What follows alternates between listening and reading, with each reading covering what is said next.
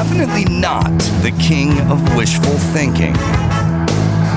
Adam Carolla. Yeah, get it on. Got to get on. No choice but to get on Mandate. Get it on. Excited to talk to a guy who I agree with about most everything and is doing the Lord's work out there. Scott Galloway is back. Good to speak to you, Scott. Adam, it's good to be with you again. Much to talk about. Scott has a podcast, the Prof G Pod with Scott Galloway, and also Pivot podcast as well. Available on Spotify, Apple Podcasts, and wherever you find finer podcasts.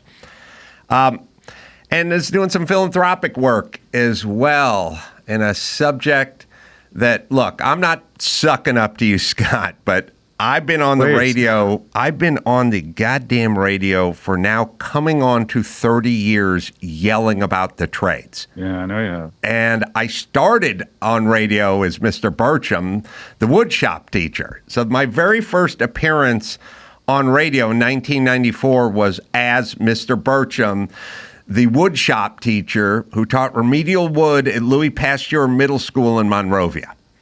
So I've been at this for 30 years now. So that wasn't a bit? You were a teacher in woodshop? It was a bit of me playing a character of a shop teacher, but it was a bit that I infused all of my wood wisdom and cabinet shop experience and carpentry experience into. So it was all talk about shop and building and wood, and it was very technical. Yeah, because you're kind of a man's man. You're a carpenter, no? I'm a full journeyman carpenter. And how, Adam, I'm just, we'll flip the script here. How did you get into that, and did it provide a good living for you? Or give us the origin story here. Well, I think part of the reason I'm passionate about the trades and shop and bringing this back is I made it through high school sort of just barely, like a 1.7 GPA. I'm the only person I know who never took an algebra class. I took high school math when I was in high school. So I was, I think, 497 out of a graduating class of 550. So I was really low down. My family didn't, was sort of neither here nor there with me, my future, and whatever it was. And when I graduated, the plan was I just had to find a job and leave. And leave the garage I was living in North Hollywood at my dad's house. And I got a call one day when I was about 18 and a half. My buddy John just said, I'm working on a job site in Silver Lake and they need labor. You want to start tomorrow? I'll pick you up on the way in. I didn't even have a car. He picked me up in his VW van at 6:30 in the morning, and I just tore ivy off the side of a hill house in Silver Lake. And I did it so ferociously that they said, I'll come back tomorrow. And that led to come back tomorrow. And the next thing you know, I was just digging ditches in Silver Lake on Dr. Fagenbaum's house. And then I quickly thought, okay, well, if this is it, I got to get inside the house. I got to see if I can pick up some tools. And I remember very, very clearly getting my first paycheck after 2 weeks of digging ditches for $8 an hour. And I went to the Home Depot, equivalent to whatever that was back then in North Hollywood, and I bought tool bags and a 4-in-1 screwdriver and a 25-foot Stanley tape and framing hammer, Vaughn, 22-ouncer, waffle head. And I showed up back at the job like on Monday going to the foreman. I got my stuff. And he said, great, now take your bags off. Here's a shovel. Get back in the hole. And that was basically it. But eventually they offered me another $1 an hour to buy a pickup truck instead of ride a motorcycle. And I realized that was it. So it took me a lot of years to get from $8 an hour to $15 an hour. I didn't have any skills at all when I walked on to the job site, but I never left. And eventually ended up at a cabinet shop and then a Euro cabinet shop and just did everything. So it would have been nice if North Hollywood High offered some vocational training. And my two closest friends Ray Oldhofer and Chris Bohm ended up on a job site too with no training and worked as labor. And they figured it out eventually, but it would have been nice to get some vocational training and show up as an apprentice. Yeah, look, what you're saying is speaks to a larger issue in our economy, and that is, we don't like to admit this, but 2/3 of kids in America are not going to get a traditional liberal arts degree, much less a degree from a quote-unquote elite institution. I was on the cusp. I was sort of, could have gone to college, could not have gone to college. We did have wood, metal, and auto shop, and look, we all knew that guy, and it sounds like you were that guy, and I describe him as the guy.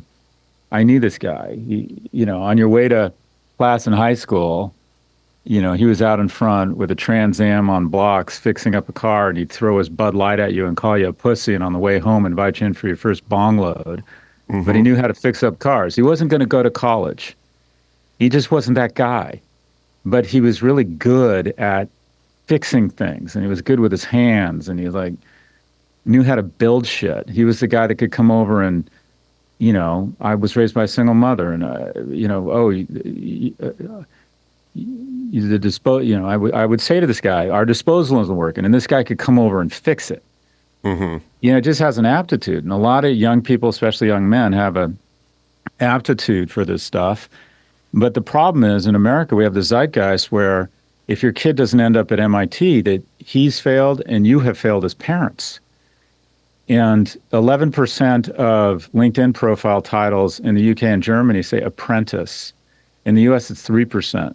Mm-hmm. We don't have an apprenticeship culture because we have this, you're a success or you're a failure. And I don't know if you've ever been at these parties or dinners or cocktails with parents our age, and they say in hushed tones, Robbie dropped out of Rutgers.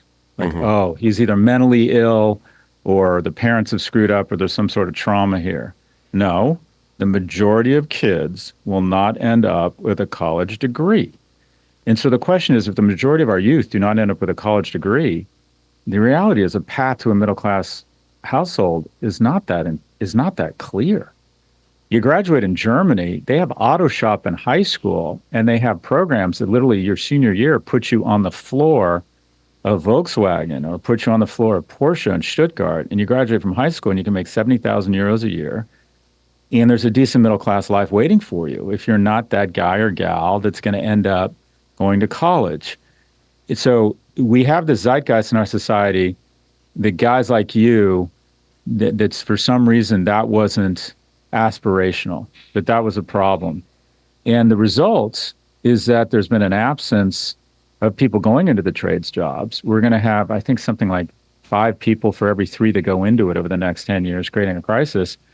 And you see the opportunity. Anyone who's renovated a house sees the opportunity.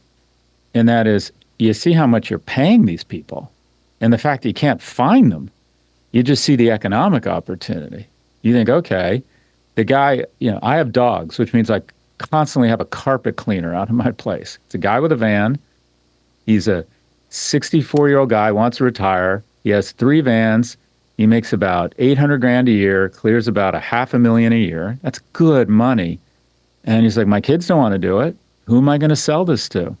There's actually a huge opportunity, not only in the trades jobs themselves, but in acquiring companies of which boomers are going to be trying to leave. And there's an absence of buyers. And the weird thing is private equity is actually moving into the space.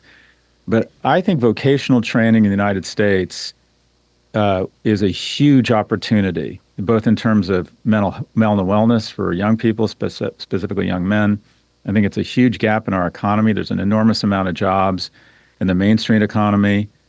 And there's just all things add up to, okay, we've got to stop this BS of shaming kids for not ending up in an elite university, and we've got to start illuminating more paths such that if they decide they're not going to Berkeley or Pomona College, it doesn't mean they have failed at the age of 18. Well, there's a lot to unpack there, as obnoxious people say. It should be noted that I worked for A&B Carpet Cleaning before I walked onto that construction site, and still remember that the chemicals that you would add to the carpet steamer were soil bust and polycon. Those were the 2 things. was very cancer causing, I'm sure. You talk about pride and you talk about sort of mental stability, and I've been banging on this for a long time, talking about how the guys that are up on their feet and doing stuff with their hands, they don't suffer from a lot of the stuff that the folks that are locked in their cubicles suffer from. And I saw it during COVID, and I work in Hollywood, and I had half the guys I knew were the college types we were talking about that were working sort of jobs that were theoretical. I don't mean theoretical, but they're up in their head. They're writers, they're producers, they're inside, they're in the air conditioning. And then the other half of the guys I worked with and hung with were my guys, like carpenters, mechanics, and stuff like that. COVID didn't do anything to them emotionally at all. They just got up and went to work. I'm sure they had thoughts about it. They never told me. And they just went about their business. A lot of other people were ravaged mentally by it, and none of them were the blue collar guys. They didn't have any issues with it, and they weren't like vax deniers or anything. They were like, I got to get up, I got to go to work, I have to balance threat and danger with reward every time I fire up that router. Every time I fire up that half-inch router with the 3/4 horsepower router with a half-inch chuck, and a carbide bit on it, I got to think about what that might do to me. And so I just balance. Every time you jack up a car and get under a 5,000-pound car, you have to weigh what could possibly happen. Trust that you've done your job in putting it on those jack stands, and then get under the car. You can't stand outside the car and hope the transmission fixes itself. So those guys were fine, but there's also the pride part you talk about, which is like, I come from a bad family. I didn't have much self-esteem. But like at some point when I was 23, 24, and I was strapping on my bags and talking about dado joints and rabbit joints and, hip valve squares and stuff like that and glulam beams, I started to really take a lot of pride in it, that I knew the lingo, that I knew the trade. Yeah. People say, I hate the advice that kids get. So at NYU, we have two types of speakers during lunch. The first is really talented, impressive, insightful people. The second is billionaires. We've just decided that once you get 3 commas behind your net worth, you have insight into life all of a sudden. Right. And they end their conversation with what I think is the worst advice, and that is to follow your passion. And my attitude is anyone who tells you to follow your passion is already rich. Right. And this is your job. Your job is to find your talent. And passion comes from mastery. If you can become... I have this guy, I'm renovating a home in London where I live right now, and we're installing this like soapstone granite marble counter that costs more than my first home. It's more than my first car, I'll say that. And it's this guy, he's an Iraqi immigrant, and he's the marble guy in Marylebone. Everybody knows him. And I said, I'm writing a book on financial literacy. Can you be transparent with me about your business? He does 2.2 million pounds a year. 1.1 million in hard costs of the marble. He clears about 400,000 or 500,000 pounds a year. He's been doing it 14 years since he immigrated from Iraq with literally nothing. And you can just tell he just knows marble. He explains the veining to me and the quarry they got it from and why this specific types of marble. And you just see the passion, that the pride he gets from understanding soapstone and marble better than anyone else. He's the best at it, and he's become passionate about it. In addition, Adam, you want to find, if you want to have economic security, you got to be great at something, or at least good at it. And the key is in an industry that has more than a 90% employment rate. And most of the passion industries, sports, modeling, acting, nightclubs, DJing, they have a 90+% unemployment rate. There are 180,000 actors in SAG-AFTRA. 83% of them last year didn't qualify for health insurance because they didn't make $23,000. And I can tell you, a guy who makes 400,000, 500,000 pounds a year installing soapstone, this is what happens as you get older. You get really passionate about taking care of your kids. You get really passionate about not having money stress with your spouse. You get really passionate about dad's not doing well and we need to move him into an assisted living facility. And maybe I can't be there. My sister can handle the logistics, but I can show up with some money. You get passionate about whatever affords you that ability. Passion comes from artisanship, it comes from mastery. And no matter what it is, you will become passionate about that thing. And so there's this enormous opportunity. Back to your comments about mental health. Actually, the studies show that people who go to college are less likely to have mental health episodes. But I think it's a function of the following. And then there's also studies showing that working outdoors is really good for your mental health. Oh, yeah. Working with your hands, being physical, right? You know, that's whole thing. Basically what they say is almost as effective as SSRI, some studies say as effective, is lifting weights and resistance training and exercising. The trades jobs are effectively exercising. You're just exercising at kind of like low grade for 8 hours though, right? You may not be on a bench press for an hour, but you're kind of exercising for 8 to 10 hours. You got to be coordinated. You got to be sawing shit. You got to be paying attention. You got to be focused, right? You can't just start operating this machinery and kind of phone it in. It's not like you're in a meeting on your BlackBerry. So there's some happiness there. Where it's tough is when people can't get into college or don't want to go to college or aren't cut out for it, don't have an immediate on-ramp to a way to make a living, maybe don't have a lot of economic or a lot of romantic prospects, spend too much time on screens, don't get outdoors, start eating like shit, start going to websites, believing in conspiracy theory, spending too much time on porn, going on Coinbase, spending too much time on FanDuel. There's too many young males going down that rabbit hole, down that downward spiral.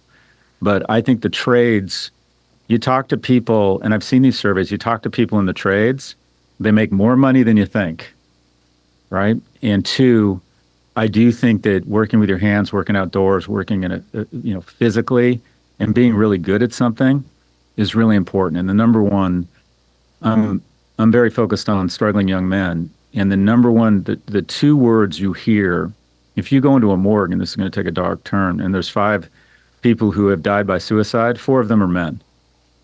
And a lot of them leave notes. And the 2 words that are in those notes the most are useless and worthless. And it sounds base, but the guy installing my counters and the guy cleaning my couch with the right mix of chemicals and seeing how good it is for this household, that's a good day. He's useful. He's providing a service. So, and sometimes that connection to being useful, I think, is a little bit more obvious than someone who's buying keywords for Google for Chili's.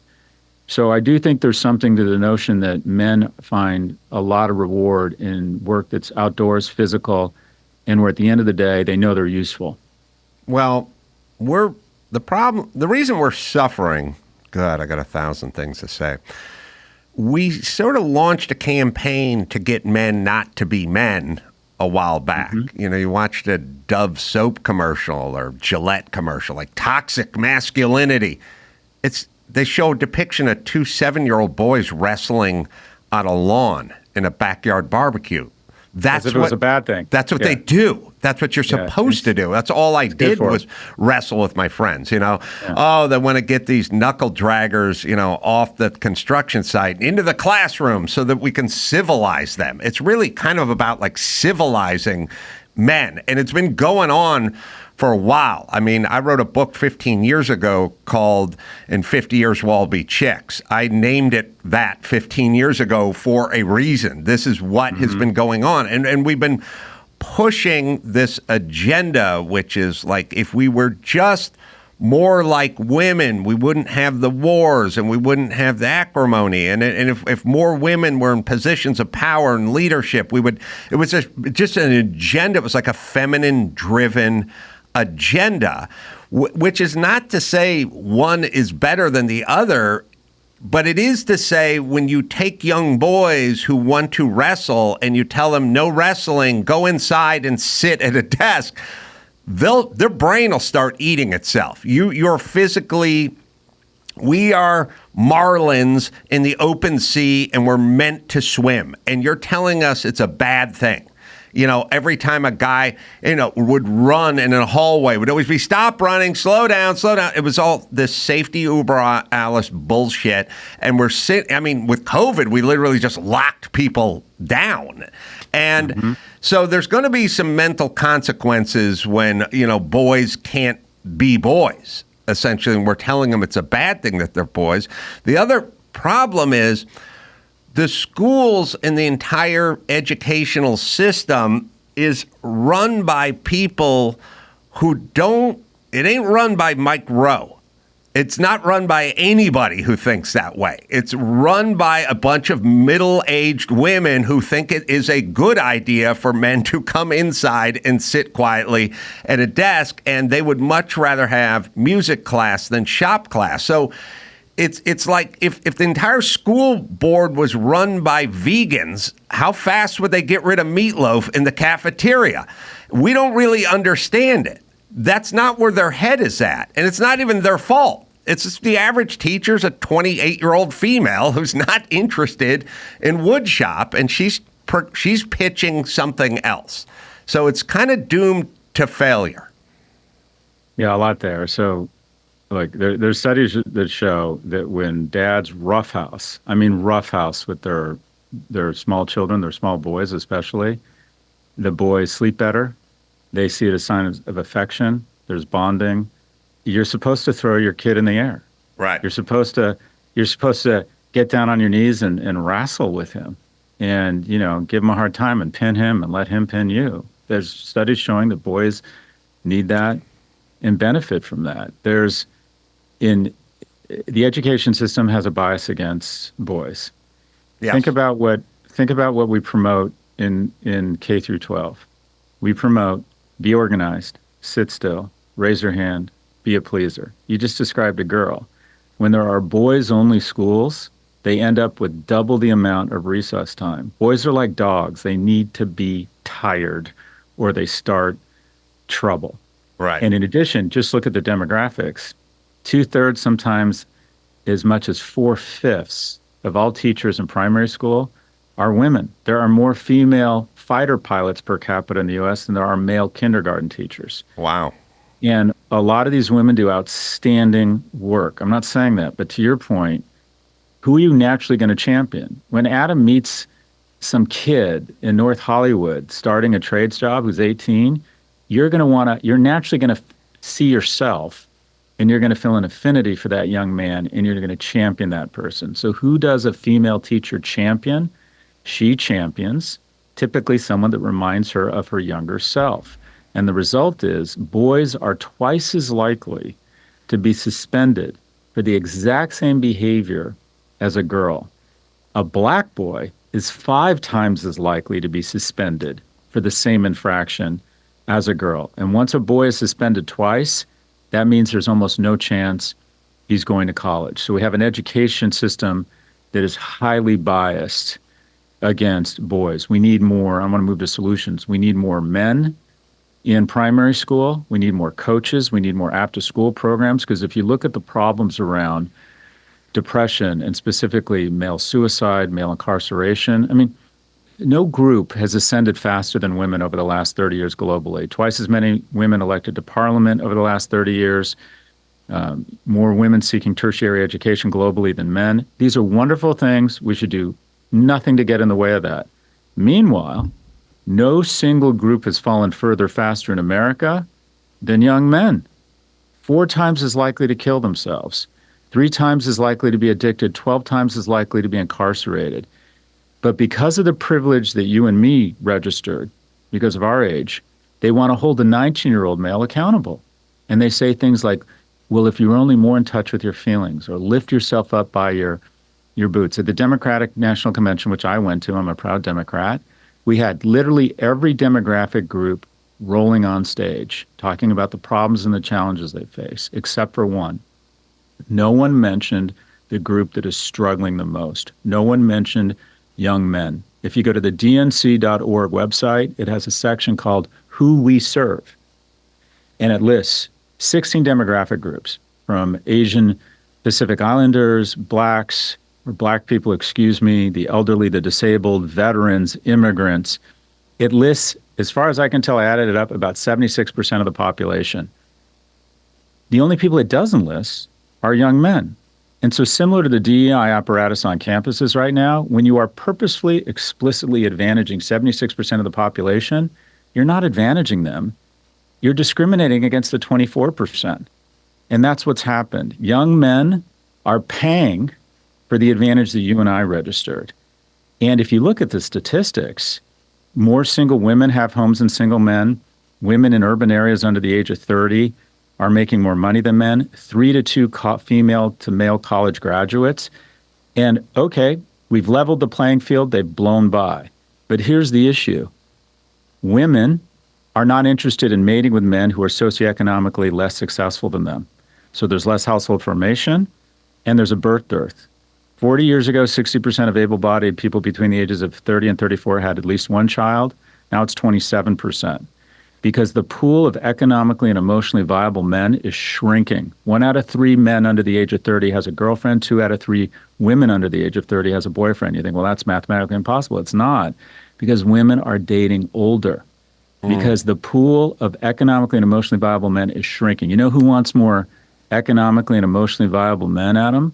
Women. Yeah. Now, listen, it's sort of up there with defund the police. It's like, I know you don't want this, or you don't want what comes after this. You know, I know it's women power, you go girl, men, you know, again, Gillette commercials, stop being a toxic masculine man. Women are ultimately going to pay the price, just like the men are, because women, you know, when you're upstairs and you're asleep and it's 4 a.m. and you hear the window break in the kitchen, who's going down there now? If you're both hermaphrodites, who's picking up the baseball bat and walking down the stairs at this point? You know, who's fixing the car? I mean, when the light comes on the dash, who's popping the hood? When you guys get a flat tire, who's getting out and putting the spare on? Like, who you want? Women, it's a weird thing. We have the elites trying to convince them they don't need this. You know, like a woman needs a man, like a fish needs a bicycle. Those are elites. Women like masculine men. And they added the word, you know, toxic in front of it. And then it becomes this sort of orb, like who knows what toxic even means. But I think women want to go for a walk at night with a guy who they think can handle himself if somebody rushes them. And who, you know, when things break at my house, you brought up the garbage disposal. The garbage disposal just went out. I replaced it. I know how to do it. It's nice. It's a good thing. Yeah, I have the also other attractive feature if I just hire someone, but like well, no, listen, I do want to be clear because I don't want to sound too cavemanish, but you can either have the skill to do it yourself or be successful enough to pay someone to do it for you. They're both fine with me, but it's one or the other. It's impressive. There's a scene in Mad Men where the disposal isn't working, and Don Draper is a guest there, and he just rolls up his sleeves and he goes down and he fixes it. The absolute low or bottom or trough of this toxic one, I just think those two words should not. No one ever accuses anyone of toxic femininity. Right. Femininity is a wonderful thing, and so is masculinity, and we need to restore masculinity to more of an aspirational kind of stature. And quite frankly, some of it is our fault. The manosphere, well, let me back up. We hit a bottom with the P&G commercial, and you might be referencing, I think it was a Gillette commercial, and it showed all this toxic masculinity, and it showed a really attractive woman walking by a group of guys, and a guy stood up to go talk to her, and a guy got in his way and said, no, dude, that's not cool. Yeah. So we're no longer supposed to approach women and express interest? Like, do we meet in the lobby of MSNBC and have our lawyers sign paperwork before you can ask someone for coffee? The majority of women, distinct of what the Atlantic or the New York Times says, still want the man to initiate contact. Yes. And men are getting very mixed signals. Now, if you don't know the difference between initiating contact and harassing someone or making them feel unsafe, you got much bigger problems. That's not toxic masculinity. That's weirdness and inappropriate kind of mild violence, and there's no room for that in our society, and I understand that. I do think the dialogue is getting more productive, though, because I talk a lot about the struggles of young men. I hear from two groups. I hear from young men themselves looking for advice, but that's by far the biggest group. Number two I hear from is mothers. And it goes something like this, single mothers especially. I got 3 kids, 2 daughters, 1 boy. One daughter's at Penn, the other's in PR in Chicago. My son is in the basement playing video games and vaping. I think the far right's vision, to be clear, of masculinity is not healthy at all. I think it's about coarseness. I think it's about cruelty. I think it's about being a dick. It's about kind of ownership of women. I don't think that's the right vision of masculinity in the manosphere. On the far left, the vision of masculinity is just act more like a woman. There's got to be something in between that celebrates. You know, I read the obituary of Chris Christopherson, Golden Glove, boxer, college football, Rhodes Scholar. I did the Golden Gloves and got a scholarship to play college football. Did you? Yeah. But you decided not to go. I couldn't do the paperwork. Well, okay, but so I think physical strength should be celebrated. And I've been accused of fat shaming. This bullshit kind of axis of obesity between the industrial food complex and the hospital, the diabetes industrial complex, that is telling people if they're obese that they're finding their truth.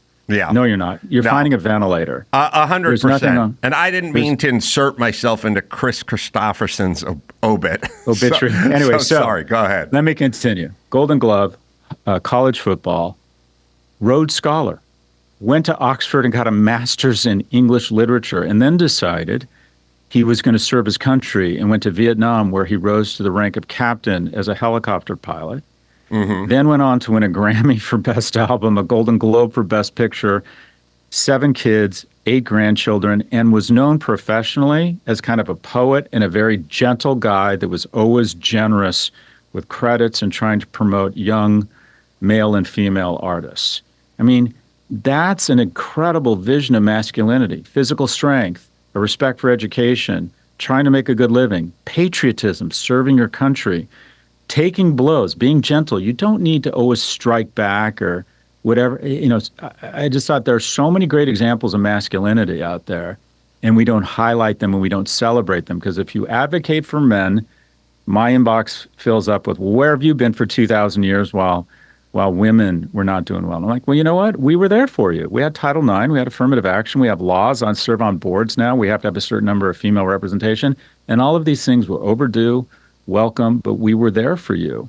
And right now, we are not there as a society for a group that is really struggling, young men. And we have to make a decision. Do we want them to pay the price for the unfair advantage that a lot of males have had throughout history? And to me, that just makes no sense at all. And who is most concerned about this and who is fomenting a more productive dialogue is mothers of boys. They see something going on, and they're acknowledging it. And I actually think the dialogue has gotten more healthy over the last couple of years, because when I used to talk about this 2 or 3 years ago, there was a gag reflex, because I thought, oh shit, here comes Andrew Tate. Here comes someone telling me about their crypto course or buy a supercar or talking about women as if they're property.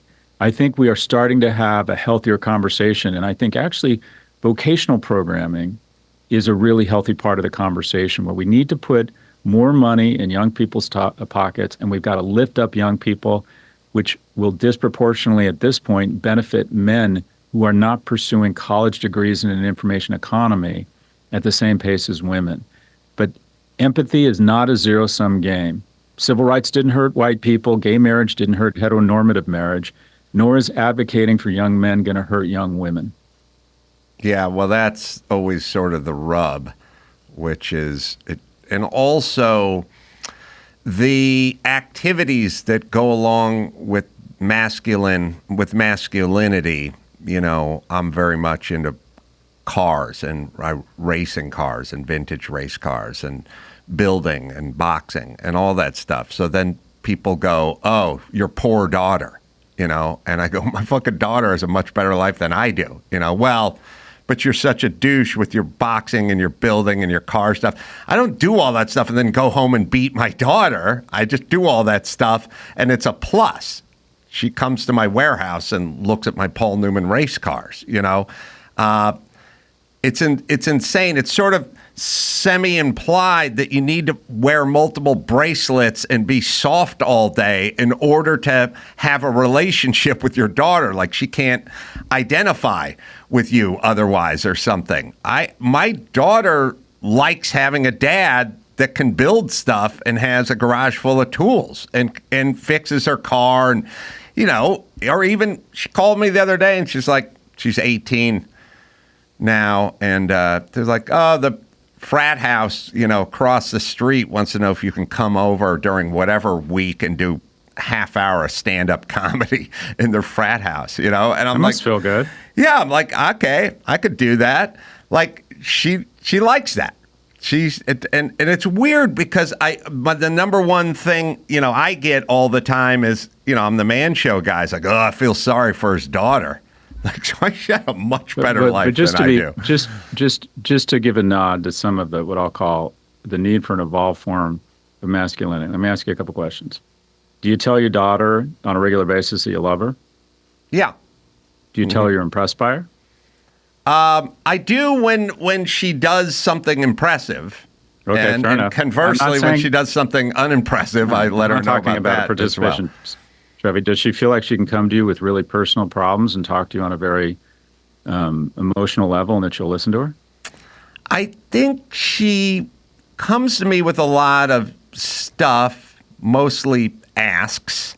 I don't know how I would score on the, if she had an unwanted pregnancy, would she come to me first kind of thing. Like, I don't think I score as high on that. It's like she says anything to me, and oftentimes does, and we speak about everything. But no, I don't think she feels like she could confide a secret, let's say, Understood. with me. But let's go back to the first one. You tell your daughter regularly that you love her. Did your father tell you that? No. Okay, so either did my father. And I think that's wrong.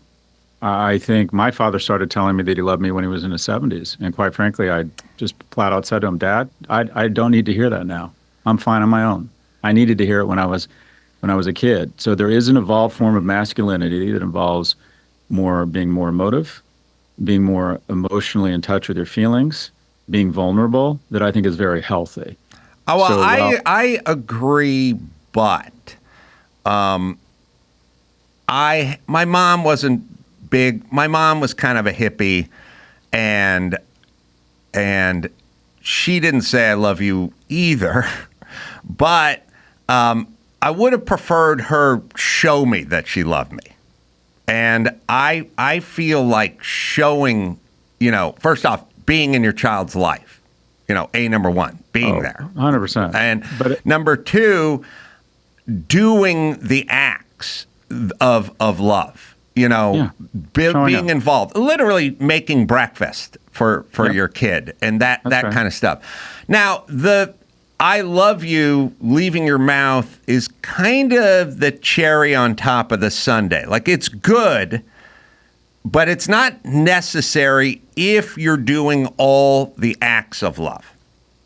Well, it's like when people ask me, what am I telling my sons? I say, I've learned to not tell them anything. I just try and model that behavior. Right. But I'll go back. Did your dad make you breakfast? No. He just not a cook. My point is, there is some components of what we call the modern man or the more progressive man, whatever you want to call it, that is good. There are some things about what was supposed to be masculine behavior amongst our fathers that sometimes wasn't. Look, I mostly agree with you. I think if Russians pour over the Ukrainian border, you want some of that big dick energy. I think women, regardless of what they say publicly, the surveys show, they like a guy who's in shape, who maybe has some facial hair, who has his shit together professionally, who feels like instinctually he could protect her and their children. Women are disproportionately attracted to men based on height. Why? Not because they want to look up, but because they instinctively believe if there's a physical threat, this person is more likely to protect me and my children. That has not gone away. These are basic things. Manners. I tell my sons, whenever you're in the company, he was bummed out. He came home. He had lunch with a friend from his home, a girl, and she ordered up and they were splitting. They're just friends. I'm like, whenever you're with a woman, you pay. He goes, well, that's awfully, you know, primitive. And I'm like, no, we have had more opportunities economically until recently. You have money. As a general rule, when you're in the company of women, you open their door, you pour their water, and you pay for them. And I know how ridiculous that sounds, but generally speaking, I think men should take the viewpoint that you're going to take economic responsibility, not only for your household, but if you can't afford to pay for a woman when you go out with her, friend or not, you just don't go out. And I still believe that. And regardless of what people say, I always tell guys, I hear about people splitting the bill when they date. I'm like, okay, if you don't ever want to have sex, Right. I don't care what you're telling each other, or you're not going to have sex with someone who you split the bill with. And by the way, wanting to get out there, wanting to procreate, I spend a lot of time with young men. Well, I don't tell them, you think okay, you could get half a blowjob? not entirely sure what that means. Well, you split the check.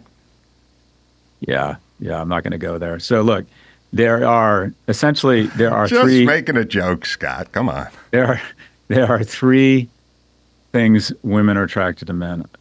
Three reasons in reverse order. The third is actually kindness. Women long term want to be, there's the notion of the bad boy, but women, generally speaking, want men who are good to their parents, good people, good citizens. Two is intellect. And the reason, Adam, I'll bet you got laid, is the fastest way to communicate intellect is humor. I do this jokingly. My impression of women is the following. I'm laughing, I'm naked. Right. If you can, I've always said, if you can make a woman laugh, you can kiss her. But the number one thing that women are attracted to, and this is according to a lot of research, is the guy's ability to signal resource or signal resources. And there's some nuance here because it's not necessarily how much money you have. A Panerai and a Porsche do signal resources. But even more than that, does the guy have a plan? Is he either got great credentials and going to work for Google, or is he like, yeah, I'm taking over my dad's pipe fitting business. I got to leave early tonight because I got my shit together. I work out. I'm strong. I have discipline. He is signaling discipline and future resources. Those are the three reasons why women, generally speaking, are attracted to men. And there's nothing wrong with that. And I think that there needs to be an embrace and a celebration of men, recognizing some of the behavior that we associate with masculinity in the past. Maybe that's, quite frankly, not healthy, not productive, but it's gone way too far. It's gone way too far. You want men who are strong. You want providers, protectors, and procreators. No, I agree. And the general plan over the last 20 years or maybe more has just been sort of try to talk men out of being men. In general, that's what we're talking about. I mean, like I said, Madison Avenue is doing it, and it's a general theme, and it's gonna have negative effects. And so I think the chickens are kind of coming home to roost now, is probably what we're seeing, and it needs to be reversed. And I don't think, I don't always say, but of course men have done horrible things in the past, because it's a given. It's understood. But trying to get young boys not to wrestle and trying to get dads not to roughhouse with their young boys is definitely a path to destruction. And we're starting to see it now. And as you stated, the numbers are coming in. I mean, you can't, I think when you're just talking about something like suicide, you can talk about college and pay grades and things like that in education, but suicide's pretty much the bottom line. If they're committing suicide at a much greater level, that's pretty much all the evidence you need. If we had 4-to-1 suicide rates of any special interest group, wouldn't we be moving in with social programs and kind of a 5-car alarm program? Right. And also some of it's on us, Adam. There's more single-parent households in America, most in the world except for Sweden. And if you look at where a boy comes off the tracks and becomes dramatically more likely to be incarcerated or engage in self-harm, it's when he loses a male role model. And a lot of it is family court. 1 in 3 men have no contact with their kids. after 6 years of divorce. But there are millions of boys who go through schools we talked about with no contact with men, don't have a male role model in the house, and their first interaction with a male role model is a prison guard. And what it ends up is in single-parent homes with girls. And when we say single-parent homes, we mean a household headed by a woman. It's 92% of the time it's a woman. What's interesting is that girls in single-parent homes have similar outcomes as girls in dual-parent households. College attendance, self-harm rates, depression rates. Boys literally come off the tracks. What the studies show is that while boys are physically stronger, they're actually emotionally and mentally much weaker. And what it is a call to arms for programs. Then their female counterparts in a single-family environment or single-parent environment. Is that what you're saying? Oh, yeah. I just want to be clear. Yeah. A girl in a single-parent household has similar outcomes to a girl in a dual-parent household. Right. They're more resilient. Right. Boy loses a male role model, things just get much worse for him much faster. And I think in addition to social programs, national service, more freshman seats, more vocational programming, which I'm getting very involved in, what we also need is guys like you and me who have registered some success to do just a little bit of diligence on the people around us. And we're going to find a bunch of boys who have an absence of male role models. And I think of circles of masculinity as you got to take care of yourself, you got to be fit, you got to have a plan.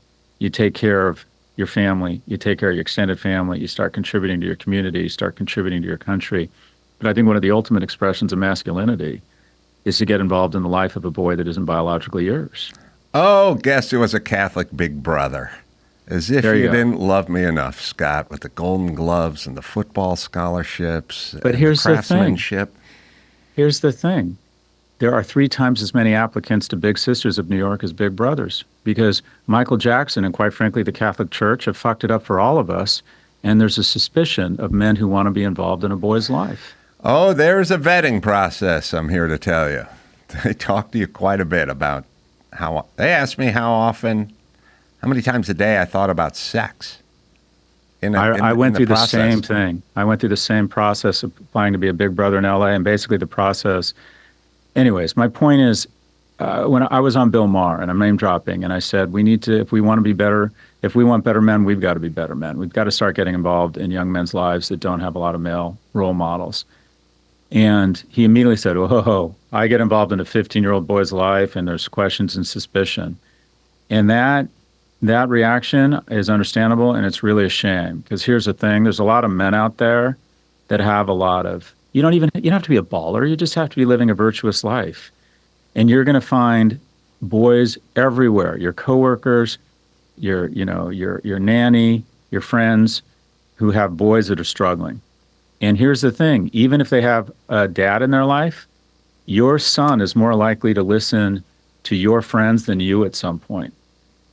Yeah. Man, boys need male involvement, and there's too many of them growing up with absolutely no male involvement.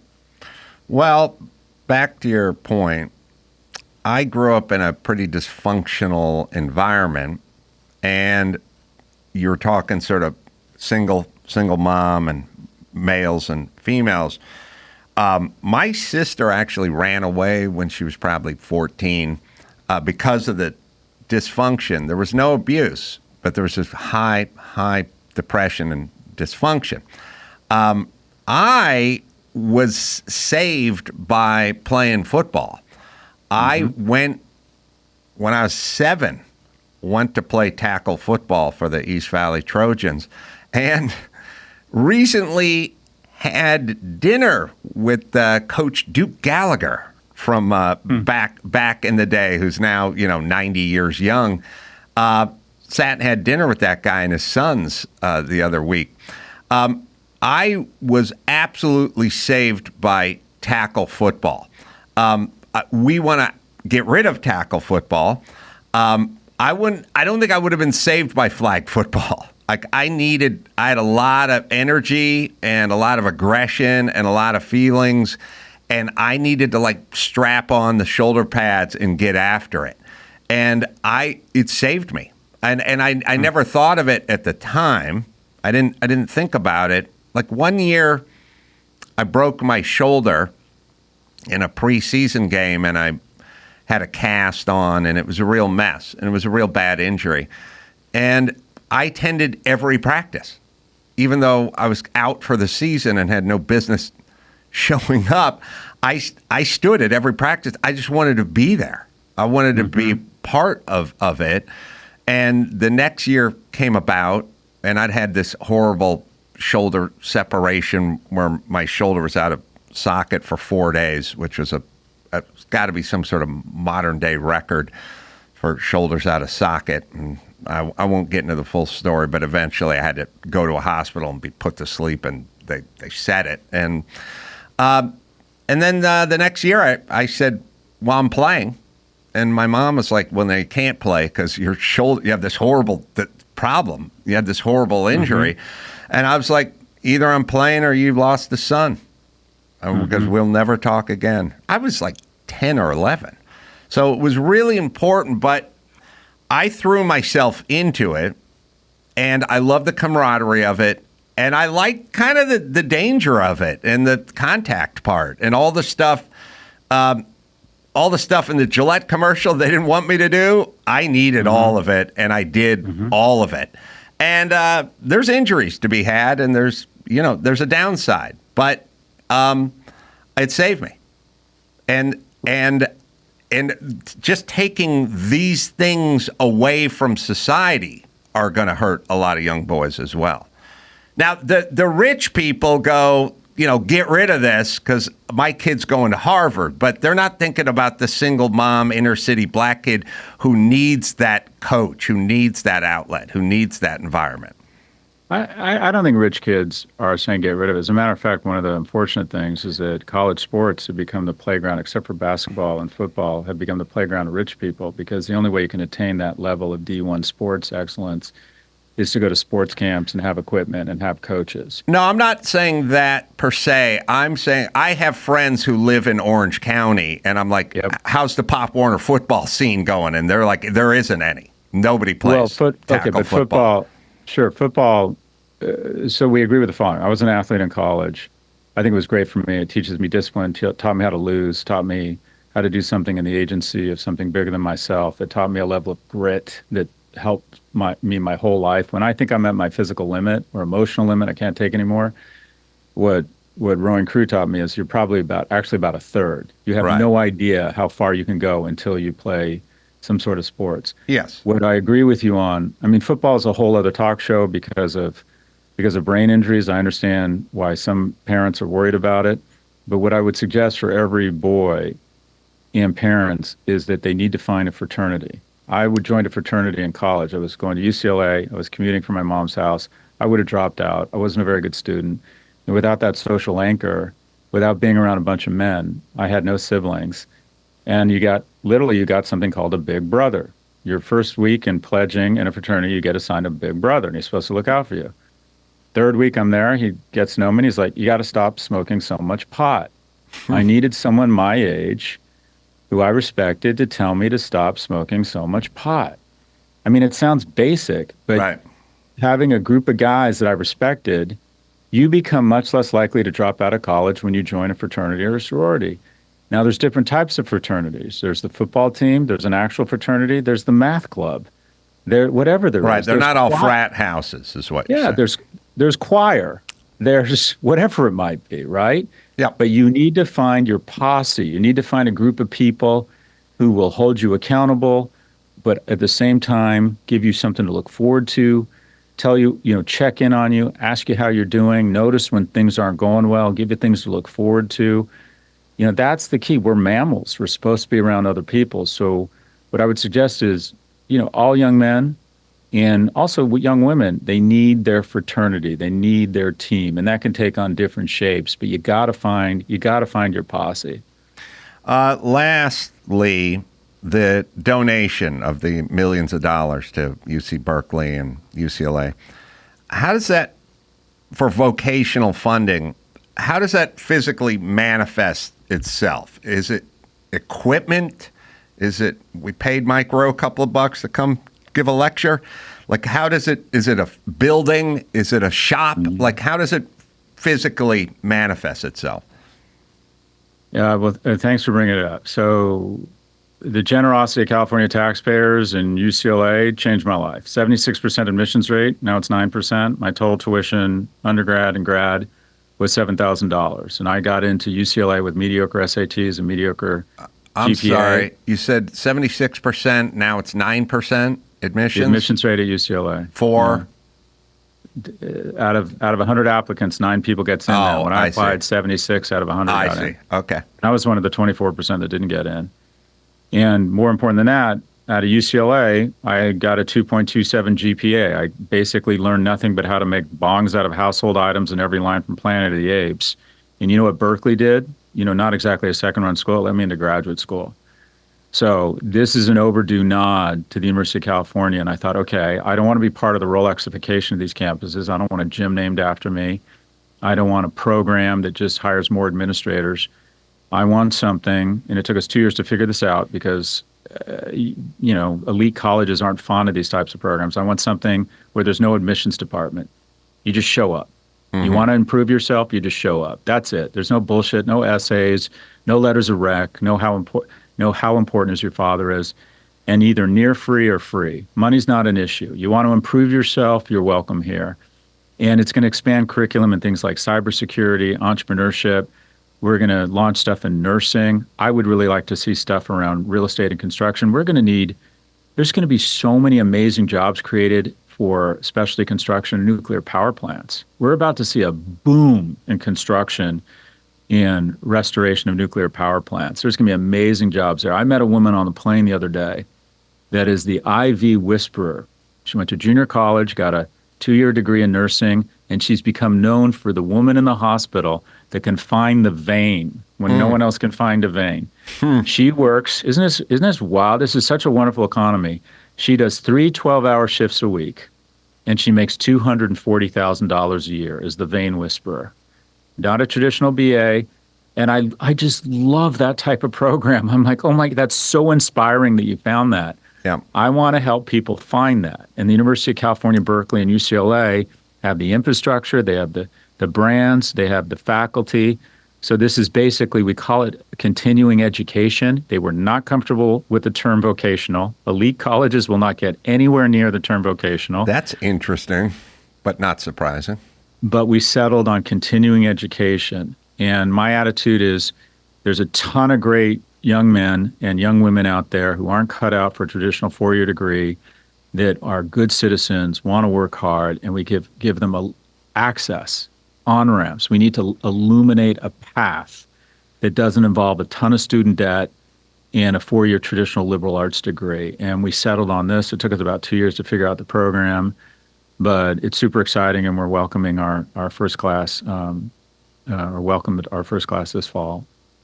Well, the website, profgalloway.com, is where you can go if you want any info or more info about something like this. No, that's my content. That's where you go to be pelted with media. If you just type in UCLA Continuing Education or UC Berkeley Continuing Education, that's where you can find out about the programs. But do not write vocational. There you go. Scott, always great to talk to you again. I hope you come back soon.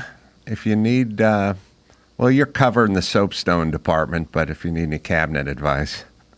Yeah, I want to work out with you. I want to see my workouts have basically become like this old man version of CrossFit. Yeah, me too. I'm curious what you do. I'm trying to manage all these injuries and pretend I'm young again. But yeah, we should. Next time you're in New York, London, or I'm in LA, we'll connect and try and do a workout. Well, I used to be a boxing trainer, and I'm really good at holding the focus pads. Like, real, that was my expertise. That's something. It was, because I was the only boxing trainer who was like sort of intellectual about it, and most of them were just like punch up, punch down, punch people, I was like really into the form of it. So I got really tight with it. I held the focus gloves for, was it Bob Shapiro, the attorney? He'd been boxing for like 30 years or something. And OJ's attorney. a million years ago. I remember that. Just a quick question before we go. Paul or Tyson, who's your money on? Oh, it's such a circus. I can't figure it out, but age is just the equalizer, it kills man. You. It literally. How old are you? Is a killer. I'm 59. Most ferocious boxer in history, and then I remember he's the same age as me. I'm like, well, maybe not. Maybe not. I'm going with the youth, and also Paul started off kind of like a novelty act, but he's not a novelty act anymore when it comes to the pugilism. You know, he trains real hard and he's real serious. Anyway, I'll hold the focus pads for you next time you're in town. I like that. Great talk to you, Scott Galloway. Always Thanks, appreciate Adam. the conversation. Congrats on all your success. Thanks, and you as well in your philanthropic endeavors. All right. I'm going to be, just a reminder, speaking of boxing, Mayhem's coming in here. We got a lot to talk about in a second. But October 25th and 26th, I'll be in Covina doing the Laugh Factory. 4 shows, 7 o'clock, 9:30. Still some tickets left for that. So come on out. I'll say hi after the show. We got Mayhem Miller. He's got the news. I got some stuff to complain about. We'll do all that right after this. Morgan and Morgan. Life can be a little crazy sometimes, and one person's negligence can result in another settlement. So if you're ever injured, check out Morgan and Morgan, America's largest injury law firm. Over 100 offices nationwide, more than 1,000 lawyers, more than $20 billion recovered for 500,000 plus clients. Morgan & Morgan has a proven track record of fighting to get you a full and fair compensation for your injuries. That is Morgan & Morgan. Going on the road, doing stand-up, well, that could be hard, but submitting an injury claim with Morgan & Morgan, that's easy. It's Morgan & Morgan. Right, Dawson? If you're ever injured, you can check out Morgan & Morgan. Their fee is free unless they win. For more information, go to forthepeople.com/Adam or dial #law #529 from your cell phone. That's forthepeople.com/Adam or #law #529 from your cell. This is a paid advertisement. O'Reilly Auto Parts. They're in the business of keeping your car on the road. O'Reilly offers friendly, helpful service and the parts and knowledge you'll need for all your maintenance and repairs. I've always gone to O'Reilly. I used to live up in the hills in La Crescenta. I'd go to the one up on Foothill. Still there. They've got thousands of parts and accessories in stock, either in-store or online, so you'll never have to worry if you're in a jam. The team at O'Reilly Auto Parts can test your battery for free in or out of your car, which is nice. You don't have to pull it. If it needs to be replaced, they'll help you find the right battery for your vehicle. Need your windshield wipers replaced, brake light fixed, quick service, they'll help you find the right part or point you to the nearest local repair shop for help as well. Whether you're a car aficionado or an auto novice, you'll find the team at O'Reilly knowledgeable, helpful, and best of all, friendly. So the professional parts people at O'Reilly Auto Parts are your one-stop shop for all things auto, do-it-yourself, and you can find what you need in the store or online. Stop by O'Reilly Auto Parts today or visit O'ReillyAuto.com/Adam. That's O'ReillyAuto.com/Adam. It's time to check Adam's voicemail. Hey, Ace Man. I just celebrated my 1 year sobriety. Haven't had a drink in 365 days. Guess which shirt I decided to wear to celebrate today? Your shirt that says, "Don't do your best, do my best." Get it on. You can leave us a message at 888-634-1744. Well, Mayhem Miller's in studio. We got some news. I got stuff to complain about. You want to complain first, or I'll jump right into it? I'll complain a little, and then we'll get into the news, and then I'll complain some more. Very well. I had to drive with Mike August for a long time yesterday. My car took a shit, and we had stuff to do. It so happened, as I explained, that he was coming here anyway from Yorba Linda, which is in Orange County, and that we had to go to Leno's shop to tape something. And then he was going to drive me from Leno's shop back to Malibu, which is not close. And then he was going to go from Malibu back to Yorba Linda in Orange County, which is a lot. So first things first, Mike gets a new electric car. Yeah. All electric Volvo. And I forgot. Now, Mike drives hard and very aggressively, and he drives like cops were never born. That's how he drives. He gets in rental cars and he just drives the fuck out of them. He drives so hard that he shifts automatic cars. That's his thing. He gets hold of automatic cars where you just put it in drive, and he's working the shift. And I'm like, Mike, we're going to Burbank Airport. Just put it in drive. Just put it in drive. Bang, bang down. Once in a while, he grabs the wrong gear, like he drops it into low. It's like, on the front. Mike, it's an automatic. You don't need to do this. It's like banging gears. He'd do it on, once in a while he drives my car. Like when we're going to the airport, I'm like, Mike, I don't want you blowing up my transmission from here to Burbank Airport. It's 9.5 minutes. Just put it in drive. Has he ever driven the car in question? The Volvo? No, the car that has some transmission problems. Sounds pretty suspicious. He blew up his own transmission in his Nissan that he claims to not be responsible for. But I know you can only...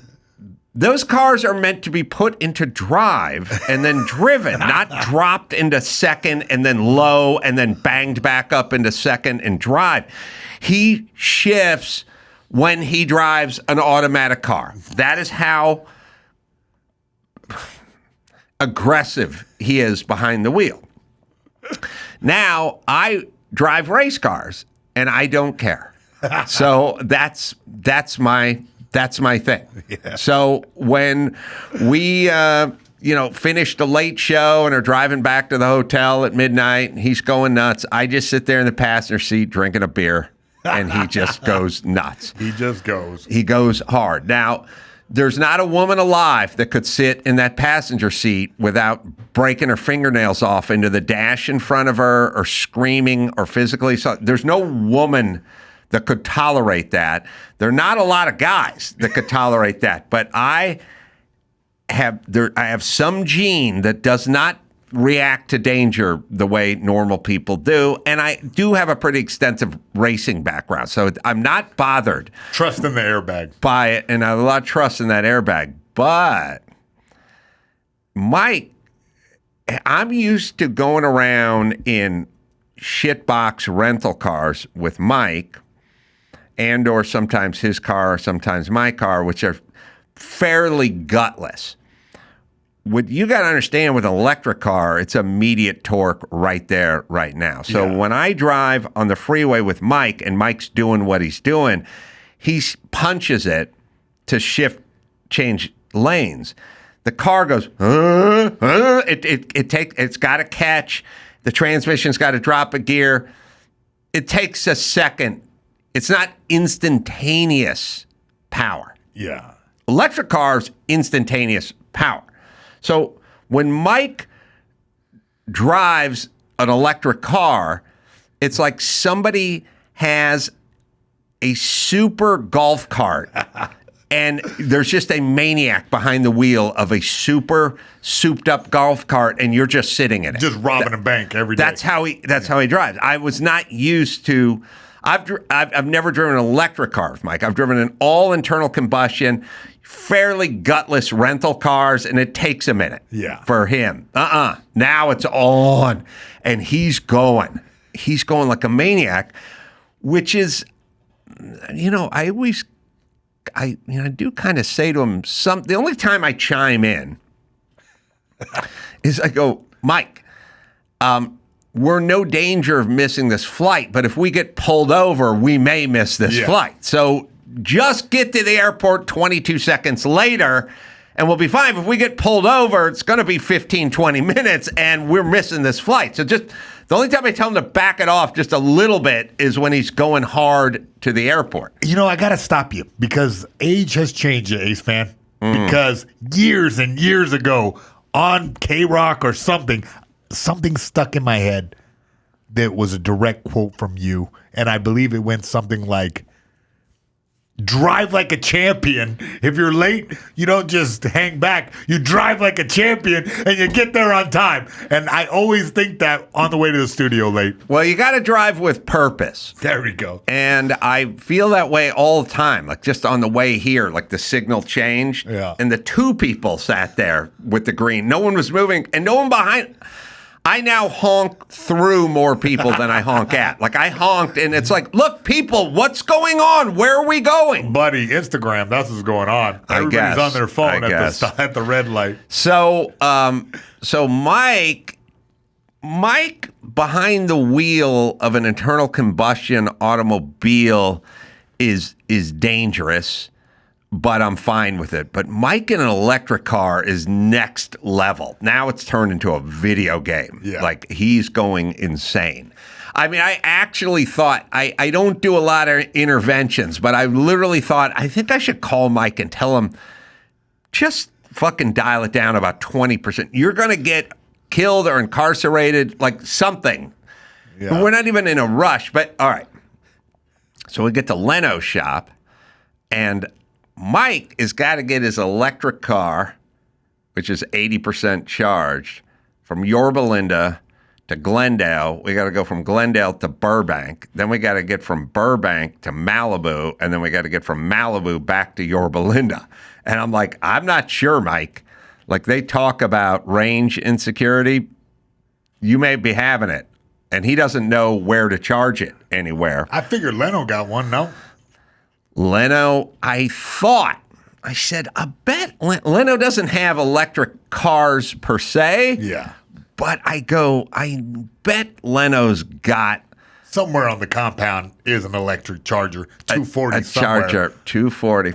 And I found it. Told you. So we went into film. It's always so funny. It's like, Jay, you're doing all this shit for free? Right. Whose car's plugged in over there? Could they move it so Mike could plug his piece of shit in? And I'll tell you this too. This is another good Mike-ism or Mike whatever. They're setting stuff up. So I got Jay's secretary, Helga, right? And I'm like, Helga, is the car? Yeah, she's like, that guy works here, you know. I'm like, well, is it charged? If it's charged, can we need to zap this thing. We need to put this thing on here, and even if it's for 45 minutes, just to see if we can get 12 miles out of it, because Mike's going to need it at the end of the night. So I go to Mike. Mike's setting up for the shoot, and Jay Leno's warehouse is 200 yards of walk, you know, in the warehouse. Mike's setting up. So I go, Mike, I'm going to move your car, and I'll move your car, and I'll back it up, and I'll plug it in, and we'll get some charge going. And the other guy's going to move his car out. Mike goes, yeah, okay, good idea. Now, Mike and I sat in a rental car 2 weeks ago and literally just stared at the dash and couldn't figure out how to start the car. Mike was driving. And Mike just stared. He goes, I don't know where the start button is. Like, where's the start button? It's not the old days when you just put the fucking keys in the Buick, you know? It's like you got to stare at the dash. I have an electric car. It's an Audi. There's a button on the dash. You press it. So I'm sitting so I get in Mike's car to try to move it. And we were in this rental car. We had to call someone over from the rental car place to find the start button on the dash. That was Mike's. But it was on the dash. It was somewhere in there. But Mike did 20 minutes on, Jesus Christ, it's so complicated. How's anyone going to know how to start this thing? Blah, blah, blah. So I go, Mike, I'm moving your car. He goes, yeah, go move the car. I go, I'm going to plug it in. He goes, go ahead, plug it in. So I climb into Mike's car, the Volvo, and I look at the dash. And there's nothing. And I look at there's a little knockout, literally the steering console, there's a plug. I mean, a bung plug or whatever, where the keys, because Volvo doesn't want to make a special column shroud for their electric car. This is the one they use on their gas cars where the key would be. Yeah. They just put a plug in it. Yeah. You know? And I'm like looking at it, I start pressing the plug, but I know it's not going to do anything, you know? And then I'm like, maybe it's on the steering wheel. And I'm sitting there. And also I'm looking like an idiot because people are waiting for me to back it up and move it. That guy moved his car. And I'm just sitting in the car and I'm staring at that dash. And I just keep staring at it. And I'm like, what? How do I start this car? How do I start this electric car? And I keep staring at it. I'm looking at buttons on the steering wheel and I'm pushing them, but they're for the radio and stuff. And then I'm dragging my hand along the dash and blah, blah, blah. And I'm just in there for 10 minutes just staring at this dash going, what the fuck? Where is the start for this thing? And maybe you hit the key fob or something. Eventually, after a long time of just like a monkey, like pushing on stuff that wasn't even a button, you know, just trying to do stuff, I look down and I see that the gear selector, it's lit up. And I'm like, oh, is this car on? Is it on? Is it on? Oh, my God. And I put it in reverse and I come back around and I plug it in and everything. And then I walk over and I go, Mike, where's the car? Where's the button? Was the car on? He goes, no, when you get in it, it turns on. I go, okay, Mike, well, you can share that. You could share that information with me when I say I'm going to go move your car, since no other car in the history of cars and all the years the cars have been made have ever just turned on when you sat in them with no pushing of buttons and no touching anything. You sit down, car's on. Since that's never happened, Tesla does that. you could bring it up. Oh, they have? Yeah, it's the same thing. Yeah. You don't touch anything. Don't touch well, anything. now you're right. It's I should have disconcerting. known. You're right. It's like feels wrong. Yeah, it does. Yeah, but the radio is on. The radio just turns on, so you know it's on. But then otherwise, what the hell? It's dead quiet. You're just sitting in a golf cart, letting the breeze touch your face. I got an all-electric Audi, and I push a button, and I like it that way. I know, but does it make a vroom? Does it give a vroom vroom? No, it doesn't give a vroom vroom or a vroom vroom vroom. Yeah. All right, you got some. I got some news. Yeah. You got some news there. First thing, I think the news team is trolling me with this one. Pets in China are earning snack money in cafes as their owners send them to work. Yeah. Apparently, it's a thing. It's like parents sending their kids off to school. CNN's reporting this breaking news that, Chinese people are sending their dogs and cats to cafes. Why? So people can pet them? Yes. It's a pet cafe. I remember this is something in Tokyo. They had this. So I guess it's some type of Asian style of, I guess a cat cafe could work here in America. But yeah, people are ranging from 30 to 60 yuan, about $5 to $8 a person to come in there and order something like a cup of coffee and get to enjoy other people's pets. I don't know. I don't even, commercials are starting to bug the shit out of me. The pet food commercial where they're like, this isn't kibble. This is real food you keep in the fridge. And then they cut the pouch open and the guy scoops the goo. It's a little repugnant to me. I'm not squeamish, but I do not like looking at wet or moist dog food when I'm fucking sitting there trying to eat. I'll tell you what, it's strange to have it inside the fridge. And the funny part about it is, what I notice is the dogs really enjoy it when it starts to turn a little bit. Really? They're really amped on it. They like it fresh, but once it starts turning, then they love it. They're running out as soon as they hear the fridge, they're coming. I'm old-fashioned. I'm with you. I like the bucket of kibble. I'm not into the pet food in the fridge food. Well, that's the whole campaign is like people who say, oh, you got dog food in the fridge, and then they throw them out. That's the whole advertisement campaign. I'm all right with all of it except for the glory shot, the beauty shot of scooping into the bowl. I don't like it. I don't like seeing depictions. I don't like it when dogs lick people's faces on TV. That's another one of those, like, not into it. Now, it's Really? not. I'm anyone who listens knows I don't like soap and I don't like cleanliness and I don't like sterilization and I'm not into any of that stuff. It's not a germs thing. You wouldn't let it's the more of a pup lick you in the visual. face. I'm not a fan of dogs licking people in the face and watching it. And I don't do it. I mean, my dog would eat its own shit half the time. So, again, it's not really a germ thing. It's just kind of a slobber thing. But I'm also the guy who's stated on many occasions I'd much rather be pissed on by a dude than spit on by a dude. I've been pissed on 10,000. I've been both, but I've been pissed on more than I've been spit on, which is a rarity. I don't know if I want to hear the rest of that, but all right. Yeah, there's an interesting fact that there's going to be more pets than toddlers by the end of this year in China. Yeah. Yeah, that's a real weird statistic. So they're sending the cats and dogs out to work. Yeah. Next up, we got Musk. His SpaceX company sues California panel over alleged political bias in rocket launch decision. Good. Yeah. Yeah. Do we have that? We have that clip somewhere, I think. I was calling about it the other day.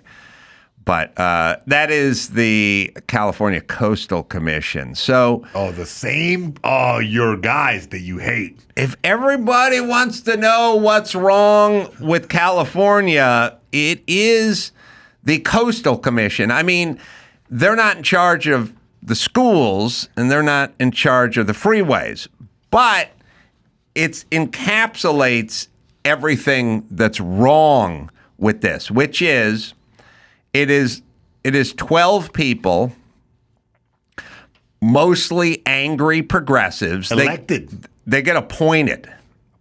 So you have people who agree with Gavin Newsom, and then when literally somebody says, we would like to make a desalination plant so that we can have abundant water. Like, by the way, that's what Israel does. That's many countries do this now. Clean, safe, whatever. We would like to start a project that is going to be, it's going to cost $10 billion. It's going to create 10,000 jobs, and it's going to have unlimited, abundant, clean water for the residents of Southern California. 12 hippie, environmental, angry at their stepdad for molesting them, hates everybody, loves Gavin Newsom, make $61,000 a year. Those 12 assholes go, we took a vote, and there's, certain kinds of plankton that may affect in the ocean. So, no, fuck off. How do we? And that's what we do. And when Alan Hamill and Suzanne Summers, who've lived in Malibu for 50 years, after the home is ravaged by wildfire and they want to rebuild along PCH, they go, I don't think so. Really? That's what they do. And Alan Hamill told me a month ago, he goes, there was some fucking 38-year-old coos, some bitch over there, and she said, well, we're going to have to review your stuff. He said it was 8 years, and he gave up. And he said, she basically said, you can appeal this stuff, but I am the appeal. So, wow. It was like one of those movies, like where the guy gets railroaded in a small town, and like the judge comes in and he go, oh, I want to talk to the sheriff. And then he takes his judge hat off and he puts a sheriff hat on. He goes, I'm the sheriff too, bitch. Now what's your complaint? Like, that's what they do. So they're there. And guess who doesn't like Elon Musk? Oh, yeah. They don't like Elon Musk. Yeah. Why? Because he creates jobs and does shit. But really, they don't like him because he likes Trump. Yeah. So when Elon Musk goes, how about I launch some rockets from Vandenberg or wherever the old Navy site was, they go, well, I got an answer. Now, let me tell you what's going on. I've told you this before. Dudes in these positions in the past would get together and they would go, listen, I don't like Elon Musk because he's a Republican and he likes Trump. So let's not let him launch any rockets from California, even though it would create tons of jobs and do all that kind of shit. But no, we're not going to do that. So let's just tell him that there's environmental issues and there's kelp and plankton and stuff. It may throw off the flora and the fauna of the environment. But we can't say we're not going to let him do it because we disagree with him politically, because that's not going to work. Well, that's not our job. Yeah. We're make up some bullshit environment thing that will let him not launch his rockets. That's what guys would have done in the past. Now, it's a bunch of chicks, and they don't give a fuck. Yeah. They say the quiet part out loud now. So this is Gretchen Newsom, which is really like some mad scientist created the worst politician on the He planet. transitioned? That's what you're telling me? It's like if someone took Gretchen Whitmer and Gavin Newsom and made one politician out of them, they would be the fucking worst politician on the planet. But this is the hearing of them explaining why they don't want Elon Musk launching his rockets. Right now, Elon Musk is hopping about the country, spewing and tweeting political falsehoods and attacking FEMA while claiming his desire to help the hurricane victims with free Starlink access to the internet. But this claim in itself is to the public benefit is a falsehood, because one must first purchase the Starlink startup kit for Just several hold on a second. $100s. She's the poster child for angry chicks in positions of power that are going to fuck you up, Rich Whitey. Over her fucking $37,000 a year dead body, does Elon Musk get to spend $200 billion launching rockets down the coast of California? And by the way, Gavin Newsom, you can't override him. It's like, well, they have spoken. They've spoken. Every group has become politicized. They're all the same fucking angry bitches, and they're all here to fuck you up. And that's why there shall be no desalination plant or rockets launch or nuclear power plant. There shall be no more of this, because this bitch says no. This childless renter from the Van Nuys Sherman Oaks area is going to tell Elon Musk to go pound sand, and not our sand. It's too close to the coast. All right, so this is where we're at. Yeah. And this is what we have decided is progress, everybody. But sorry, go ahead. Because one must first purchase the Starlink startup kit for several $100s and then face a monthly fee of $120 after 30 days of free internet. A sick ploy to gain customers that are facing tremendous burden and dire straits. They're hurricane victims. The California Coastal Commission discussed Elon Musk's social media post during a meeting, which influenced their decision on allowing SpaceX to launch rockets. Wow. Yeah. Okay. What did any of that have to do with the coastal environment?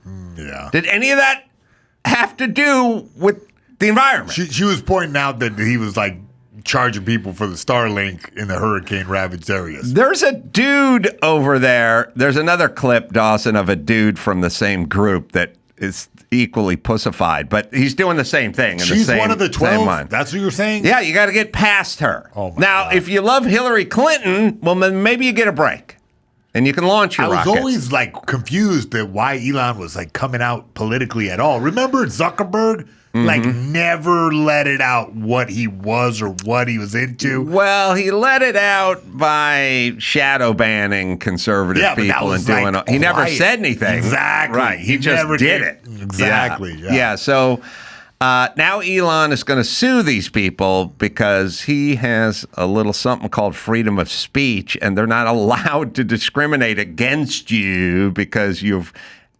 exercised your freedom to speak and have an opinion in this country. So now they're going to get sued.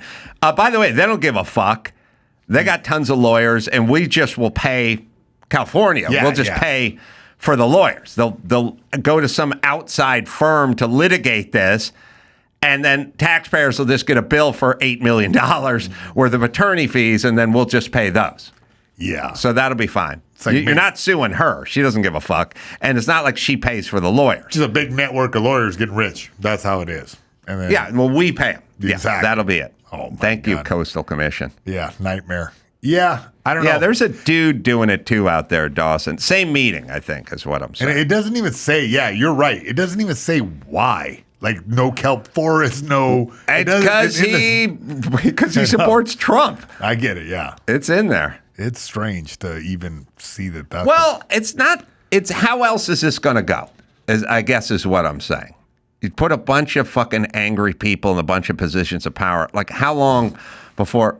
What I'm saying is you can only be a Steelers fan for so long, and you are. But eventually your support for the Steelers will end up in you beating up a guy in a Ravens jersey. Because it's like, I support this. So, like, she supports Kamala Harris. Fine. But there's a second part of that. That guy supports the Ravens. Yeah. So fuck him. Yeah. That's how it works.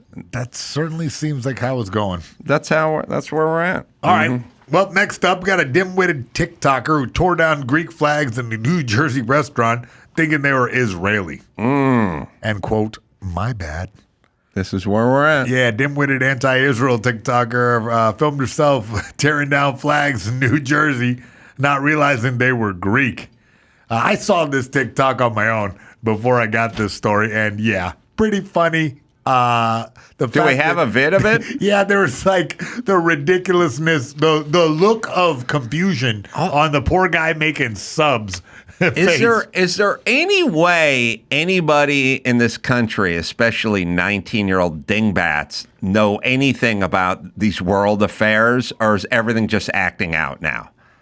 Yeah, I think it's a bit of both. I think it's mostly acting out. I think everyone gets clout. Look at the confusion on the clerk's face. Tearing down the Greek flag. Take this one down right here. What are they going to do? They can't do nothing. They tear down. Oh, God. This is great because it's like vandalism and retarded stupidity. I don't stand for this. There's genocide, and I don't stand for Zionism. From Montclair, I don't support it. There's a genocide. You know that, right? I don't stand for They're Suzuki sauce. Children. What's the purpose? Be proud of your heritage. Y'all understand there's a genocide, right? Oh, this is rich. We're Greek. You understand, right? There's nothing against people who are Jewish, but this is not okay. This is Greeky. Who's this? This is Greeky. What? Really? Greeky. The only thing they're I thought it was genociding Israel. is My goats. bad. Really? Yeah. Oh shit, my bad. Jesus Christ. These people need to be fucking incarcerated or at least sterilized. No, I mean, look, 19-year-old TikToker. I guess, she has her views. Does she know anything about Israel? Yeah, what she learned from TikTok, bud. That's right. Yeah, it's not very nuanced picture. I'm telling you, women have been weaponized. Yes. They're fucking You're not angry wrong. and they're off the fucking chain and they are fucking fighting and they're in the Coastal Commission. They're tearing down Greek flags. They need to bring back the corset. That kept them in line. They couldn't breathe that well. You're right. It sucked them up. Keep them weak. They want to fight in an airport in a corset. No. They're wearing slippers and sweatpants now. That's where all the fighting is. Not jumping over McDonald's counter. No. That's right. Not in a corset. Made of whalebone. Exactly. No way. All right. Does that clip of the dude at the same meeting exist, Dawson? I'm looking and I can't find it. It's weird because I saw it a few times. They suppressed It was the exact same It happened, I know. meeting. I'm searching California Coastal Commission, Elon Musk, and the woman video comes up. And no other video comes up. Well, I'm still looking. It's there. I mean, it exists because I saw it. But anyway, it's just another puss from the Coastal Commission basically explaining he doesn't like Elon Musk. It has nothing to do with environment. When they create the California Coastal Commission, it had to be a recent development. Well, they've been around for a while. And so here's what we do as California. We make commissions. We love, DEI inspectors and commissions and boards. And we put together teams to study homelessness and stuff like that. And then they just wreak havoc on everyone who's trying to do business and fuck everyone up and cost everyone money. And so people don't want to do business in California because they don't want to have to deal with the commissions. Just handing out everywhere. authority to everybody. They're handing out authority to each individual group, and then suddenly you just got nonstop bureaucracy. I think I'm getting a picture of it. You build up a huge bureaucracy, and then at some point you announce it cost $1 million a unit to build low-cost, affordable housing. Why is it $1 million?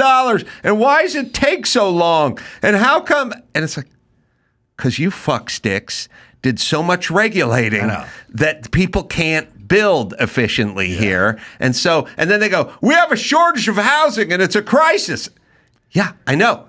You guys created this crisis with your regulatory system that nobody seems to give a fuck about. That, by the way, I used to build for a living. I've been screaming into a microphone about this subject ever since I got a microphone. Yeah. Nothing's new for me. This goes back 30 years. They overregulated 30 years ago. Yeah. And now they never remove a regulation, they add a regulation, and that's all they do. They just keep adding shit. Yeah, it's not good, and then they wonder what the problem is. We have 2 possible guys from the Coastal Commission.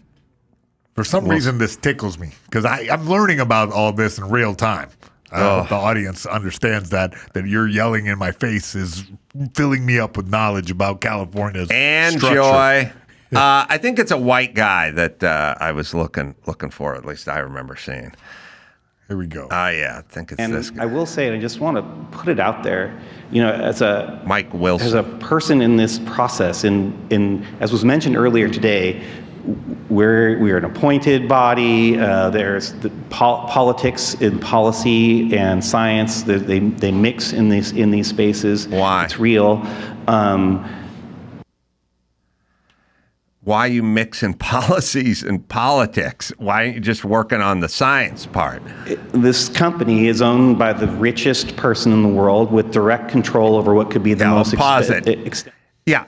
My mom on welfare and food stamps didn't have a real powerful rocket program. You know what I mean? She was pretty much worried about feeding herself. She didn't have thousands of employees and was unable to launch rockets and do it. Yeah. You see how it goes? This guy's rich. Yeah. Everyone who's going to launch rockets is going to be rich. Yeah. That's how this is going to work. I know. For Mike Wilson, strike one, this guy's rich. Something about, just when we started the clip, his facial expression and his They're all fucking body. do-gooder weenies who are really secretly rageful and angry. But all right, tell us more about Elon Musk being rich. Yeah. This company is owned by the richest person in the world with direct control over what could be the most extensive global communication system on the planet. And just last week, that person was speaking about political retribution on a national stage, and it was very glib, but yet he was standing next to a candidate that openly promotes and is working to normalize that language, and we have to push back against that. No, you don't. You have to protect the coastline. Yeah, well, I get it. You know what it is? The fear is that Trump's going to get in and just start stringing people up. Let's afraid of that. Let's explore this. Yeah. Let's explore this. All right. As I've been thinking about this. All right. Because the election's around the corner now.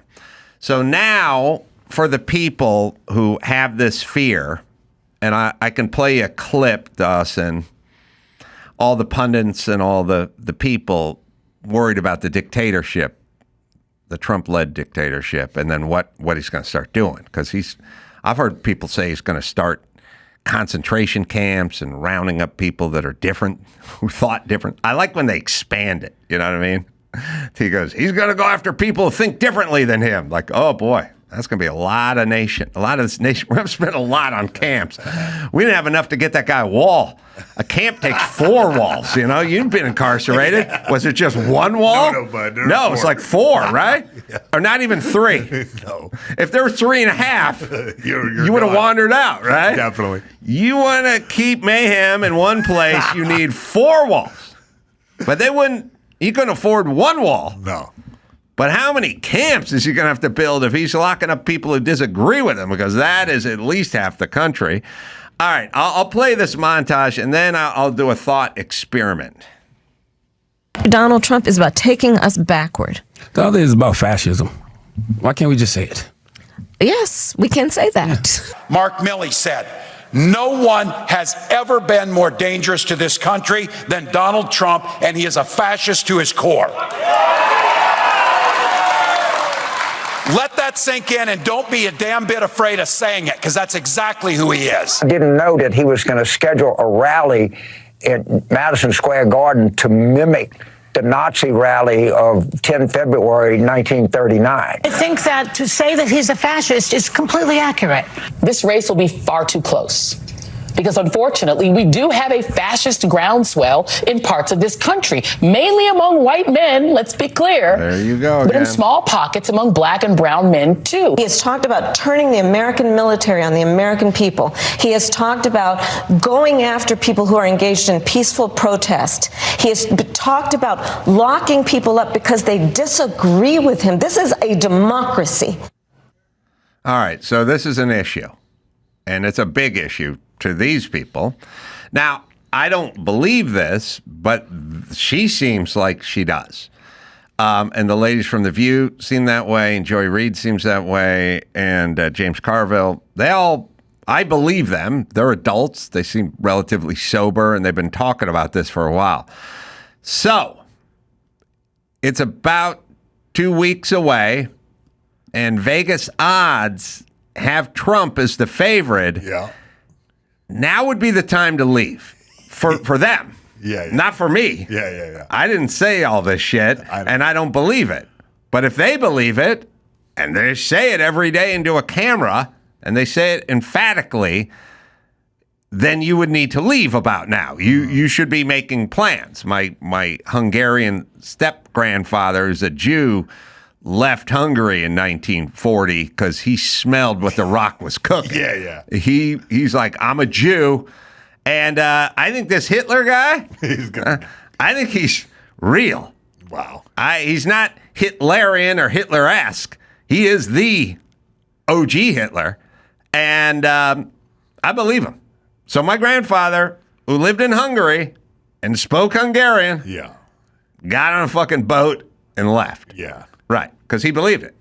And he was right. Well, I'm a little worried, to be honest. I don't want to snitch out my family members, but like there's some people in my family like, if Trump doesn't get in there, we're going after him. I'm like, whoa, going after what? And these you're Florida. I am. So these people, if they believed it, would leave. And I know people think like I'm oversimplifying this, but what I'm saying is I was talking to Dr. Drew about it, and he goes, oh, they believe it. And I said, no, they don't. And he said, oh, I think they believe it. And I said, look, if you took any of these people or anyone you know and you put them on a beach and you told them lay down on your towel and enjoy the beach, and then a lifeguard like walked up to them and said, there's a tsunami coming, they would get up and leave. Yeah. They would get up and leave. If they believed it. If you believe something, you don't even have to see the tsunami. Just have the guy at the lifeguard go, there's a tsunami coming this afternoon. Yeah. Every single person I know, including every person that just spoke, would get up and leave. Even if you're delusional, like they go, oh, they have Trump derangement syndrome, they're nuts or whatever, they would still get up and leave if a tsunami's coming. Yeah. So that's what you do when you believe. Yeah. If none of them leave, then they don't believe. And I would tell people this all the time. They go, Gavin Newsom, he's such a hypocrite with the COVID. I go, he doesn't believe any of it. He doesn't believe it. Yeah. And they go, well, I think why is he going to the French Laundry with 30 people if he believes it? He doesn't believe it. That's the point when you believe it. Yeah. I get in a race car, I put a helmet on. I believe it. I get my street car. I don't put a helmet on unless I'm riding with Mike. Now I'm going to start bringing a helmet. I'm bringing my helmet bag with me now. Hell yeah. I swear to God, I'm going to fucking show up in my helmet. Statistically, Volvo is a very safe car. Just so I know, but Mike brings it down to Yugo level. He really does. In the safety, Ralph Nader said Mike can turn a Volvo into a Yugo in the danger department. So, do they believe it? They do not believe it at all, because if they believed it, they would leave. Now, I don't know what it's like to be a middle-aged adult liar. I believe the shit I say. It doesn't mean, well, it is right. I am right all the time. But even if you disagree or I'm right or I'm wrong, I 100% believe it. So for the record, you don't believe it. He's not going to use the military on anybody. He was, first off, I don't know how he could turn. What's he mean? Turn the military on who? On Joy Reid? I don't know. Just like hang Joe Biden for like put him out of his misery. Or No, like, I think he might. He would definitely fuck up some people who tried to fuck him up. Yeah. Well, there's people he was spied on. His campaign was spied on, and the FBI and the CIA wrote that thing that said Hunter Biden's laptop's not real and stuff like that. He'd probably try to weed out a few of those people. But by the way, when you say you weed should out, be weeded out. When you say weed out, there's difference between getting a pink slip and getting to the gallows. I think they're getting a pink slip. But okay. I will also say this. If you can be incarcerated for participating in January 6th, if you're a fucking rogue FBI agent who's trying to undermine an election or a candidate, then yeah, you could do a little time as well. I'm fine with that. But that's what we're talking about here. We're not talking about going after Geraldo. But if they believe, they will leave. That's it. I mean, really. Yeah. And maybe there are going to be a couple of people that leave, and I will respect those people because I go, you believe. And by the way,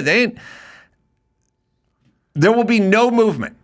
So none of these people who said this all of this time will ever alter any facet of their life. So he's not going to MSNBC and just obliterating everywhere. I can't say anything for nuke. Only thing I can say for certain is they don't fucking believe a word of what they're saying. Not a word. Not a word. It's just histrionics to get everybody all fired up. Like, how come they never talk about IDs for black people anymore? Remember that was a thing? Now we don't hear about IDs. You know, black people don't need to vote. They don't have IDs. If they believed it was a problem, they would have an ID mobile and drive it to the inner city and get people registered and get them a driver's license. Like if it was a thing that they thought, like the book banning or whatever. If this is a thing, you would hear about it. They would act a certain way. I think they talk about a lot of shit they don't believe. And I know none of these people believe it, or they'd be making plans to head to Canada. Yeah. And this is the number one crowd. Dawson, you ready to be impressed? These people are all the number one crowd that says people come to this country to flee persecution, to flee political. We need to take these people in because these are refugees because they're in harm's way in their own country, right? So most of them are just, here to fucking show up and work and do whatever. They're here because their country's a shitbox, not because the Gestapo's chasing them around. But that's always their argument. Their argument is like, these people are fleeing political oppression. Now we need to open our arms to them. So they understand fleeing and they understand political oppression. And now they say we're going to have a dictator. So it's time to flee, bitches. You know it better than anyone. And Trudeau would welcome you with open arms if, in fact, you were fleeing because you're going to be oppressed by the dictator. What do you think about if he loses all my family members down in Florida, ready to fight? Because I ask him, who are you gonna rebel fight against? Yeah, you're just gonna shoot trannies in the street? What the hell's going on? What are you guys doing? And they don't have a clear answer. Traitors. That's what they say. The traitors. I'm like, wait a minute. Who is dictating who the traitors are? I'm a little worried about this. I think it'll be a thing like when they said after 9/11, they went, all these people, Muslims, were bashed, by ugly Americans. The reality is it was the same thing what they did with COVID. You know what I mean? These Asians are going to be attacked, Chinese attacked, randomly. There's always a case or two that CNN can grab onto and never stop talking about, but by and large, did the Muslim and or Middle Eastern community, after they took down two two twin towers where their businesses burned, where they're attacked. Like, there's always going to be a little pocket. There'll be stories that are bullshit that are blown up because the media loves it. Sort of, they do with those stories what they do with cops shooting black people stories. They're like, unarmed, abandoned. And then they show the fucking footage and the guy swinging a machete or whatever. Yeah. But there'll be little bits of that CNN's going to go nuts with. But it's not. It's going to be the same as Asian bashing and Muslim bashing. It's not. No one will be affected, and it's not going to be a thing. Like pink-haired ladies in Seattle going to get mobbed on by the Proud Boys. It's funny. They'd say, they'll go, these blue hair college kids. When I was a kid, blue hair meant old. Old, I know. No, isn't that that's weird? A new thing now. Yeah. All right. Covina, come out and see me October 25th, 26th, doing 4 shows at the Laugh Factory there. And then I'm going to Kimmel's Place. You can go to adamcroll.com for all the info. What do you got, Mayhem? Manuka Honey? You got Manuka Honey. I've got seminars coming up, but we'll talk about it later. All right. I want to thank Mayhem. I want to thank Scott Galloway. And until next time, it's Adam Carolla for Scott and Mayhem Miller saying mahalo.